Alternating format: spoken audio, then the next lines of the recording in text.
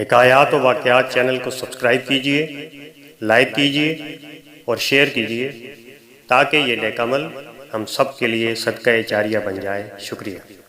بسم اللہ الرحمن الرحیم۔ قال اللہ تبارک و تعالی فی القرآن المجید والفرقان الحمید۔ اعوذ باللہ من الشیطان الرجیم۔ بسم اللہ الرحمن الرحیم۔ الا ان اولیاء اللہ لا خوف علیہم ولا هم یحزنون۔ صدق اللہ العظیم۔ ترجمہ کہ بے شک اللہ کے ولی، اللہ کے دوست اور اللہ کے نیک بندے وہ ہوتے ہیں کہ جنہیں نہ کوئی خوف ہوتا ہے اور نہ انہیں کسی قسم کا کوئی غم ہوتا ہے۔ سامعین محترم، انشاءاللہ تعالی آج کی گفتگو میں ہم حضرت ابو محمد امام جعفر صادق رحمۃ اللہ تعالی علیہ کے حالات و مناقب بیان کریں گے۔ آپ کا نام نامی جعفر صادق اور کنیت ابو محمد ہے۔ آپ کے مناقب اور کرامات کے متعلق جو کچھ بھی بیان کیا جائے وہ بہت کم ہے۔ آپ امت محمدیہ کے لیے نہ صرف بادشاہ اور حجت نبوی کے لیے روشن دلیل ہی نہیں، بلکہ صدق و تحقیق پر عمل پیرا، اولیاء کرام کے باغ کا پھل، آل نبی، نبیوں کے سردار کے جگر گوشہ اور صحیح معنوں میں وارث نبی بھی ہیں۔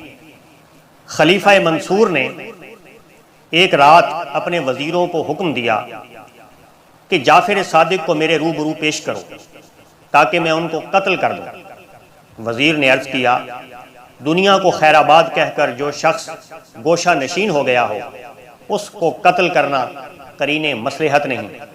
لیکن خلیفہ نے غضبناک ہو کر کہا کہ میرے حکم کی تعمیل تم پر ضروری ہے۔ چنانچہ مجبوراً جب وزیر امام جعفر صادق رحمۃ اللہ تعالی علیہ کو لینے چلا گیا تو منصور نے غلاموں کو ہدایت کر دی کہ جس وقت میں اپنے سر سے تاج اتاروں تو تم فی الفور جعفر صادق کو قتل کر دینا۔ لیکن جب آپ تشریف لائے تو آپ کی عظمت و جلال نے خلیفہ کو اس درجہ متاثر کیا کہ وہ بے قرار ہو کر آپ کے استقبال کے لیے کھڑا ہو گیا، اور نہ صرف آپ کو صدر مقام پر بٹھایا بلکہ خود بھی مؤدبانہ آپ کے سامنے بیٹھ کر آپ کی حاجات اور ضروریات کے متعلق دریافت کرنے لگا۔ آپ نے فرمایا، میری سب سے اہم حاجت اور ضرورت یہ ہے کہ آئندہ پھر کبھی مجھے دربار میں طلب نہ کیا جائے تاکہ میری عبادت اور ریاضت میں خلل واقع نہ ہو۔ چنانچہ منصور نے وعدہ کر کے عزت اور احترام کے ساتھ آپ کو رخصت کیا، لیکن آپ کے دبدبے کا اس پر یہ اثر ہوا کہ وہ لرزہ برندام ہو کر زمین پر گر پڑا اور 3 دن تک بے ہوش رہا۔ خلیفہ کی یہ حالت دیکھ کر وزیر اور غلام حیران ہو گئے، اور جب خلیفہ سے اس کا حال دریافت کیا تو اس نے بتایا کہ جس وقت جعفر صادق میرے پاس تشریف لائے تو ان کے ساتھ اتنا بڑا اژدہا تھا جو اپنے جبڑوں کے درمیان پورے چبوترے کو گھیرے میں لے سکتا تھا۔ وہ اپنی زبان میں مجھ سے کہہ رہا تھا کہ اگر تو نے ذرا سی بھی گستاخی کی تو تجھ کو چبوترے سمیت نکل جاؤں گا۔ چنانچہ اس کی دہشت مجھ پر طاری ہو گئی اور میں نے آپ سے معافی طلب کر لی۔ ایک مرتبہ حضرت داؤد طائی رحمۃ اللہ تعالی علیہ نے حاضر خدمت ہو کر امام جعفر صادق رحمۃ اللہ تعالی علیہ سے عرض کیا کہ آپ چونکہ اہل بیت میں سے ہیں اس لیے مجھ کو کوئی نصیحت فرمائیں، لیکن آپ خاموش رہے۔ اور جب دوبارہ حضرت داؤد طائی نے کہا کہ اہل بیت ہونے کے اعتبار سے اللہ تعالیٰ نے آپ کو جو فضیلت بخشی ہے اس لحاظ سے نصیحت کرنا آپ کے لیے ضروری ہے، یہ سن کر آپ نے فرمایا، مجھے تو یہی خوف لگا ہوا ہے کہ قیامت کے دن میرے جد اعلیٰ ہاتھ پکڑ کر یہ سوال نہ کر بیٹھے کہ تو نے خود میرا اتباع کیوں نہیں کیا، کیونکہ نجات کا تعلق نسب سے نہیں بلکہ اعمال صالحہ پر موقوف ہے۔ یہ سن کر حضرت داؤد طائی کو بہت عبرت ہوئی اور اللہ تعالیٰ سے عرض کیا کہ جب اہل بیت پر خوف کے غلبے کا یہ عالم ہے تو میں کس گنتی میں آتا ہوں اور میں کس چیز پر فخر کر سکتا ہوں۔ ایک دفعہ آپ کو بیش بہا لباس میں دیکھ کر کسی نے اعتراض کیا کہ اتنا قیمتی لباس اہل بیت کے لیے مناسب نہیں، تو آپ نے اس کا ہاتھ پکڑ کر جب اپنی آستین پر پھیرا تو اس کو آپ کا لباس ٹاٹ سے بھی زیادہ کھردرا محسوس ہوا۔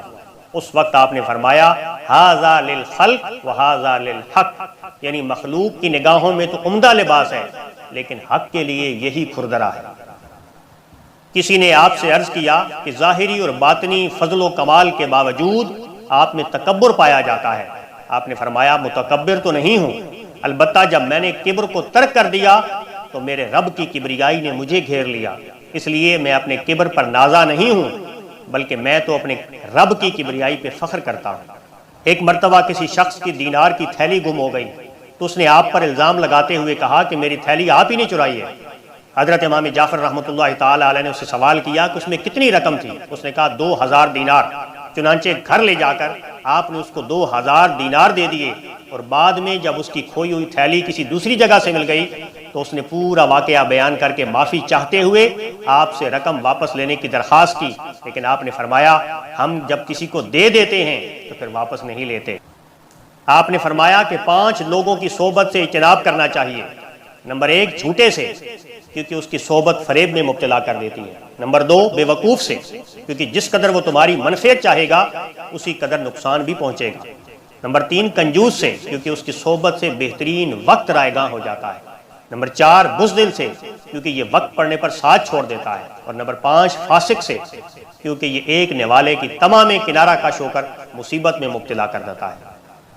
اللہ پاک سے یہ دعا ہے کہ باری تعالیٰ اپنے اولیاء، اپنے نیک بندوں کی ہمیں تعلیمات پر عمل کرنے کی توفیق عطا فرما۔